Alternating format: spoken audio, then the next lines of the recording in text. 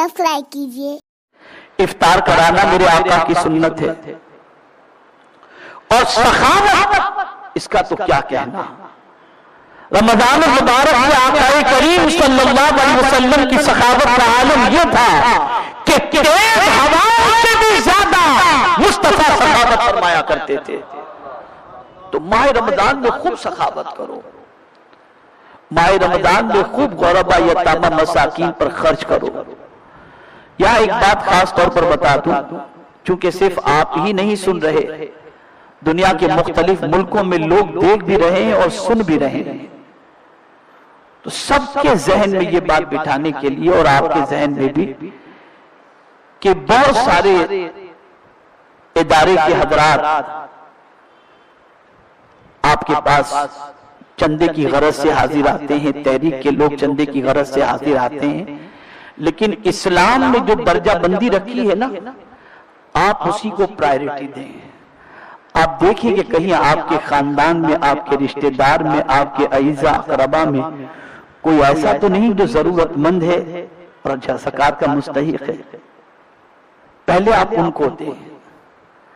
उसको मैं सरकार सल्लल्लाहु अलैहि वसल्लम की एक हदीस की रोशनी में समझाऊं कि आकाए करीम सल्लल्लाहु अलैहि वसल्लम ने पड़ोसी की खिदमत का बहुत बड़ा अज्र बयान फरमाया, और फिर फरमाया सरकार सल्लल्लाहु अलैहि वसल्लम ने कि पड़ोसी 3 किस्म के होते हैं। एक पड़ोसी आपका रिश्तेदार भी है और मुसलमान भी है और पड़ोसी भी है। आपका पड़ोसी भी है, रिश्तेदार भी है और मुसलमान भी है। अगर आपने उसकी खिदमत की, अल्लाह आपको 3 गुना अजर अता फरमाएगा।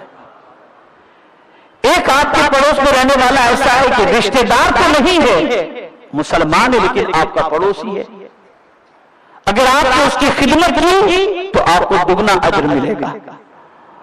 और अगर आपका तीसरा पड़ोसी है, मुसलमान नहीं है लेकिन पड़ोसी है, आप पड़ोसी के नाते उसकी खिदमत करेंगे तो आपको पड़ोसी की खिदमत करने का अज्र 1 गुना आपको मिलेगा।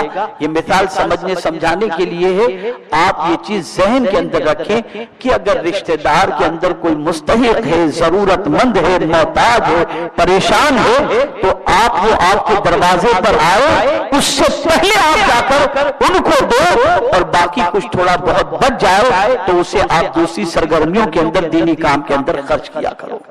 इसे ध्यान में रखिए। मैं खुद अपना मामूल बताऊं कि मेरी वालिदा जब तक बकायदे हयात थी तो मेरी वालिदा का खुद का ये मामूल था, 15 शाबान के फौरन बाद या 15 शाबान से पहले हम भाइयों की जो ज़कात निकलती उसका बेशतर हिस्सा, बेशतर रकम वालिदा गांव में जाकर के जितने रिश्तेदार होते उनके बारे में मालूमात हासिल करती और जाकर के सबके घरों पे पहुंचा देती थी। और उनके इंतकाल के बाद अब ये काम हमारे बड़े भाई करते हैं, और अभी अल्हम्दुलिल्लाह 15 शाबान के बाद वो गांव जाकर रिश्तेदारों को ढूंढ ढूंढ के, परेशान हालों को ढूंढ ढूंढ के रिश्तेदारों की उन्होंने मदद की और उनकी जरूरत को पूरा किया। हमारा तो ये मामला कि रमजान में ज़कात निकालेंगे डबल सवाब मिलेगा, तो आप इसमें सवाब की फिक्र क्यों करते हो? मुस्तहिक को जो जरूरत है, अब आप रमजान मुबारक के अंदर मुस्तहिकीन को देने की बजाय आप रमजान में सवाब की फिक्र करके दो। बेहतर है कि आप पहले दे दो। रमजान में तो अच्छी बात है, इससे इनकार नहीं है, लेकिन पहले दे देंगे तो फायदा ये होगा कि वो अपनी जरूरत की चीजों का ख्याल करेगा और इंतजाम वगैरह कर लेगा। और इसी तरीके से इदारों को भी देना चाहिए कि इदारे से हुफ्फाज कुर्रा उलमा निकलते हैं और उनकी वजह से आपकी दीनी रहनुमाई होती है, तो वहां के लिए भी कुछ हिस्सा रखना चाहिए। वरना याद रखें, रिश्तेदार वगैरह का सपोर्ट न करने की बुनियाद पर अल्लाह रब्बुल इज्जत जल्ल जलालुहु की बारगाह में मुआखज़ा हो सकता है। तो आप उधर का भी ख्याल करें और इधर का भी, यानी दीनी काम का भी खास तौर पर ख्याल रखें।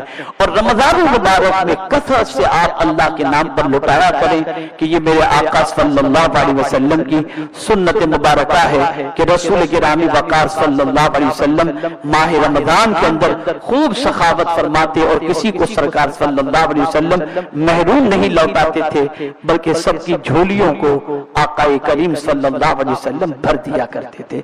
हमारे वीडियो को लाइक शेयर जरूर करिए।